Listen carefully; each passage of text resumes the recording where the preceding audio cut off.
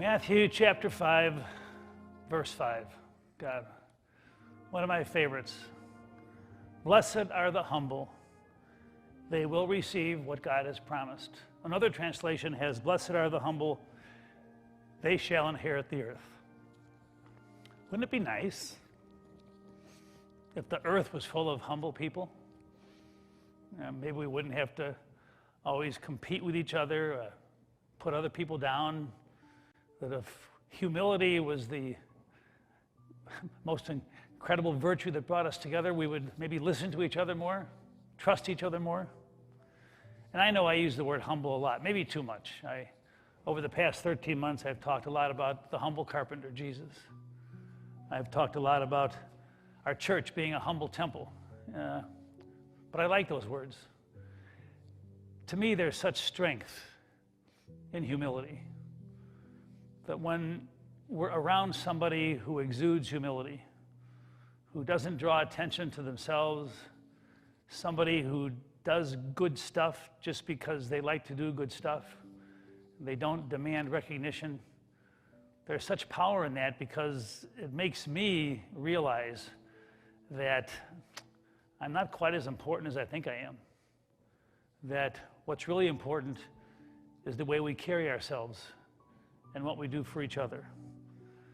I know when I talk, I reminisce a lot. My high school buddy from Texas keeps me humble. He says, Don, you say the same thing every single day. You just use a different story.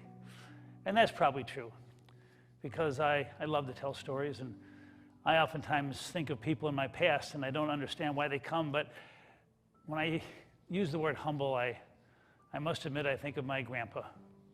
His name was Bernie. I remember my grandfather, he came over on the boat from Sweden at the age of 16 in search of a better life. And when he got here to this country, a family took him in and he was able to finish school, and he became what is called a rough carpenter. And I asked my dad, I said, Grandpa is a rough carpenter. What does that mean? He says, well, it means he's not all that good. But he was a carpenter for boxcars for the railroad. And he lived a very humble life. He and my grandma had a very humble place in Roseland. And I remember I loved it when I was at his house and he would cut his lawn. And his lawn was about as big as this area around the altar.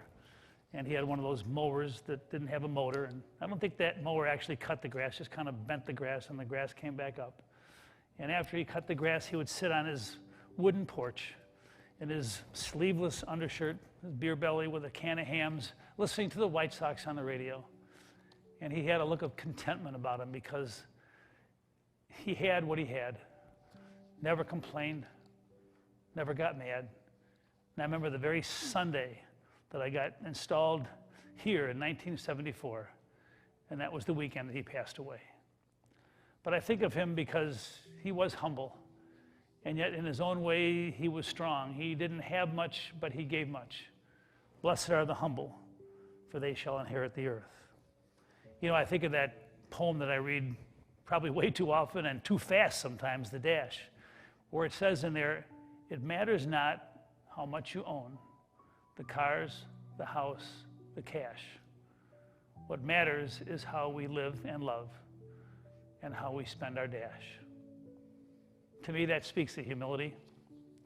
People like my grandfather, people like many of you, people who give unto others because giving is what you do.